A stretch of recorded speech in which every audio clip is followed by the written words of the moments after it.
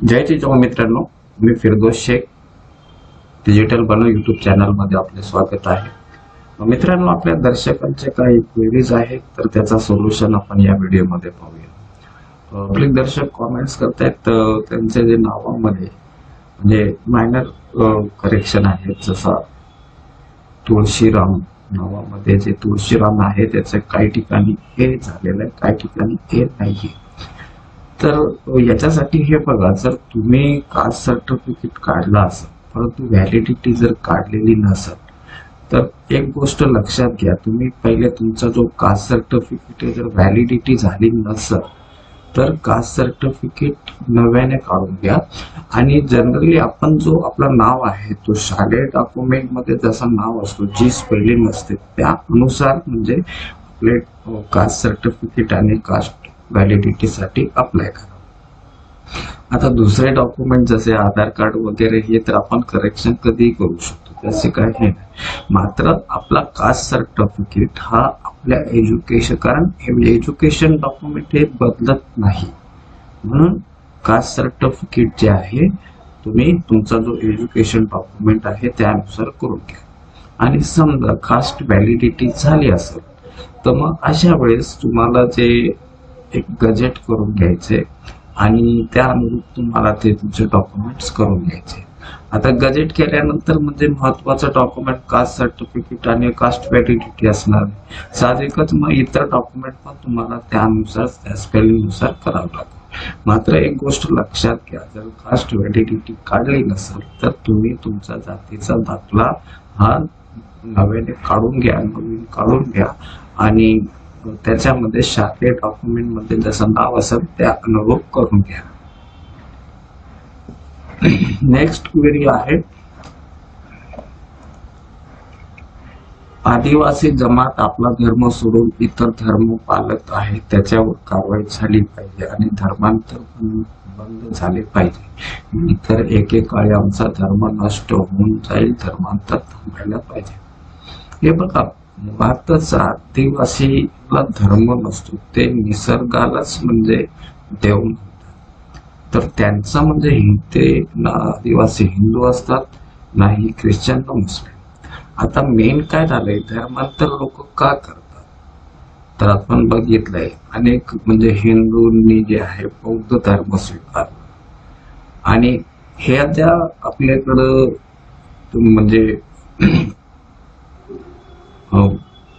ब्राह्मण, शूद्र, वैश्य, क्षत्रिय हे जे म्हणजे वर्ण पडलेले आणि यांच्या वर्णाच्या जाचाला कंटाळून, जे सवर्णाच्या जाचाला कंटाळूनच लोकांनी धर्म जे आहे ते बदललाय।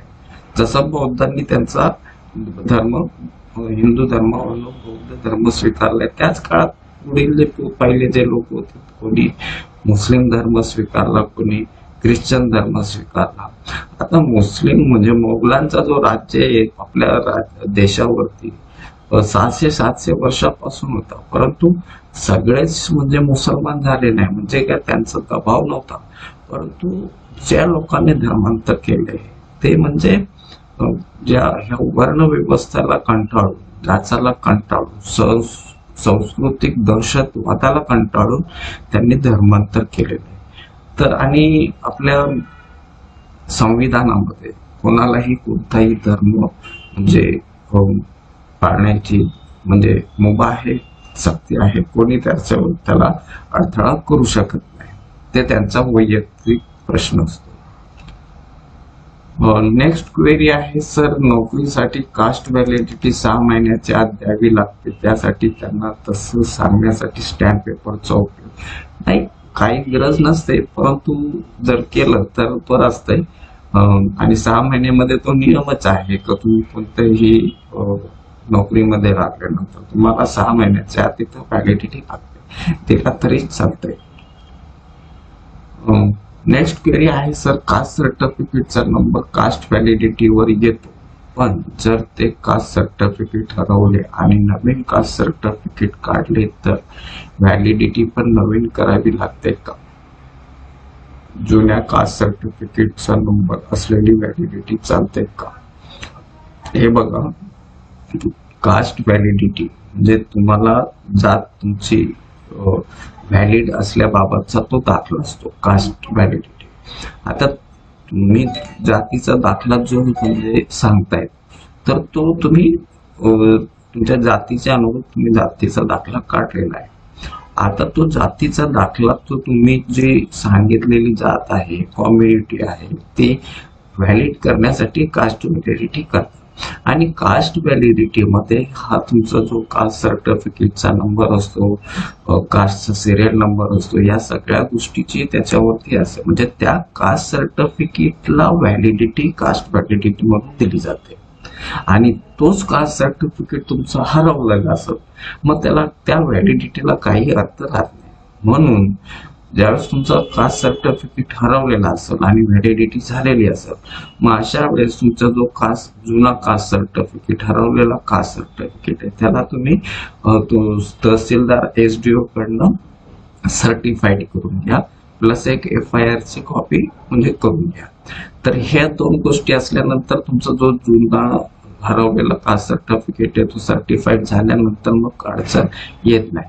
आणि भलेच तुम्ही नव्याने पण काढून एक ठेवा, परंतु तुमचा जो जुना आहे कारण व्हॅलिडिटी त्या कास्ट सर्टिफिकेटला झालेली म्हणून तुम्हाला ते कास्ट सर्टिफिकेट सर्टिफाईड करून घ्यायचं आहे. नेक्स्ट क्वेरी आहे NCL आपल्या सरकारला rejection make only one PDF. हे बघा आपल्या सरकार पोर्टलवरती तुम्ही ज्यावेळेस डॉक्युमेंट वेगवेगळे म्हणजे आता इन्कमच्या रिलेटेड प्रूफ जेवढे पण असतील त्याला तुम्हाला एका PDF मध्ये समाविष्ट करायचे. आणि ही महाऑनलाईनच्या याच्यामध्ये PDF ची साईज ही 100 KB पेक्षा जास्त आणि 500 KB पेक्षा कमी असली पाहिजे आणि ती प्रॉपर स्कॅन केलेली असली तर मग हा प्रॉब्लेम तुम्हाला त्रुटी आली नसते. नेक्स्ट क्वेरी आहे, हॅलो सर, मी कास्ट व्हॅलिडिटी डॉक्युमेंट सबमिट केले आहे आणि रिसिप्ट पण कलेक्ट केले आहे, त्यानंतर काय करायचं, पुढची प्रोसेस सांगा किंवा अजून. हे बघा आता तुम्ही जे काय ऑनलाईन कास्ट व्हॅलिडिटी साठी अप्लाय केले तर ते तुम्ही ओरिजिनल डॉक्युमेंट स्कॅन करून अपलोड वगैरे केले असतील आणि जे काही डॉक्युमेंट तुम्ही अपलोड केले वंशावळ वगैरे सकट तर त्याची तुम्हाला जे आहे ते वंशावळ तिथं तुम्हाला ओरिजिनल द्यायचे. बाकीचे दुसरे जो डॉक्युमेंट आहे त्याला झेरॉक्सला साक्षांकित करू म्हणजे जनरली आपण राजपत्रित अधिकाऱ्याकडनं साक्षांकित करू आणि ते समितीमध्ये अप्लिकेशन बरोबर जमा करायचं असतो. आणि समजा तुम्ही एखादी गोष्ट जी आहे ती अपलोड करण्यासाठी विसरला असाल तर त्यावेळेस तुम्ही ते डॉक्युमेंट पण तिथं समितीमध्ये जाऊन जमा करू शकता. आणि ते जाऊन जमा केले का मग तुमचा जो प्रकरण आहे तो प्रोसेसमध्ये येतो आणि ज्यावेळेस समितीची मीटिंग होते 3 सदस्यांची त्याच्यामध्ये तुमचा प्रकरण ठेवला जातो आणि तिथं मग ती समिती त्याच्यावरती निर्णय घेते. जनरली याच्यामध्ये तुम्हाला म्हणजे जेवढे जास्तीत जास्त जुने मानक दिनांकापूर्वीचे पुरावे आहेत ते फार महत्वाचे आहे. आणि प्लस तुमचे जे काही पुरावे आहेत ते तुमचे अर्जदाराची नाते संबंध जे आहेत जुळणारे ह्या गोष्टीकडे लक्ष द्या. म्हणजे ते जुळणारे नाते संबंध जुळणारे असे ना म्हणजे वंशावळ करा, प्रॉपर करा, सविस्तर विस्तृत करा आणि सबमिट करा. नेक्स्ट क्वेरी आहे 11वी सायन्सला कास्ट व्हॅलिडिटी अप्लाय करू शकतो का. हे बघा मुळातच म्हणजे आपला जो GR आहे 2012 त्याच्यामध्ये 11वी 12वी सायन्स म्हणजे विज्ञान शाखेचे जे विद्यार्थी आहेत ते अप्लाय करू शकतात. आर्ट्स आणि कॉमर्स म्हणजे कला किंवा वाणिज्य शाखेचे नाही. म्हणजे सायन्स स्ट्रीमने जाणारे जे 11वी 12वीचे विद्यार्थी आहेत त्यांच्यासाठी ते करू शकतात. परंतु अनेक समित्यामध्ये जरा जास्त बर्डन असल्यामुळे ते सांगतात की 12वीला गेल्यानंतर तुम्ही अप्लाय करा. नेक्स्ट क्वेरी आहे सर, बीड जिल्हा अंबेजोगाई तालुक्यामध्ये कुणबी नोंदणी दिसत नाही तर काय करावे. हे बघा आता नोंदणी असणं हे गरजेचं आहे कारण तुमची जो जात आहे त्याच्या बाबतीमध्ये पुरावा मानक दिनांकापूर्वी आता कुणबी म्हणजे ओबीसी म्हणजे त्याचा मानक दिनांक 1967 पूर्वीचे पुरावे गरजेचे आहे. आणि तो पुरावा जर नसेल तर मग तुम्हाला कास्ट व्हॅलिडिटीसाठी अडचण येणार आहे. नेक्स्ट क्वेरी आहे, 6 महिने झाले अजून अनुसूचित जमाती छाननी समिती जात वैधता प्रमाणपत्र दिले नाही, यासाठी पुढे कुठे तक्रार करू शकतो? हे बघा, जात पडताळणी समितीला शासनाने एवढे अधिकार देऊन ठेवलेत का त्यात अनेक वेळा ते आपल्या मागच्या अधिवेशनामध्ये आपले उपमुख्यमंत्री देवेंद्र फडणवीस यांनी पण म्हणजे जात पडताळणी समितीचा जो आहे भोंगळ कारभार त्याच्या बाबतीमध्ये त्यांनी म्हणजे रिमार्क्स केलेले आणि या समित्यांमध्ये सुसूत्रता पारदर्शकता आणण्यासाठी संदर्भात त्यांनी मागच्या अधिवेशनामध्ये पण म्हणजे सभागृहामध्ये म्हणजे सांगितलं होतं, परंतु अद्याप त्याच्यावरती काय झालं नाही. हे बघा, आता तुम्ही जे आहे याला थोडं म्हणजे तुम्ही त्याच्यासाठी अपील म्हणजे तुम्हाला डायरेक्ट हायकोर्टातच करावे. बेटर होईल एकदा तिथले जे संशोधन अधिकारी आहे त्यांना भेटा, लागल्यास त्यांच्यावरती दबाव आणा कोणाचा, आमदार खासदार यांचा, आणि ते संशोधन अधिकाऱ्यांना रिक्वेस्ट करा, दबाव आणा आणि त्यांच्याकडनं करून घ्या. कारण कोर्टामध्ये गेल्यानंतर मग ते जे प्रकरण आहे ते म्हणजे आपल्या खिशाला पण परवडणार नाही आणि ते दीर्घकाळ चालणार प्रोसेस आहे. मित्रांनो, आजच्यासाठी आपण इथंच थांबूया. धन्यवाद. जय हिंद.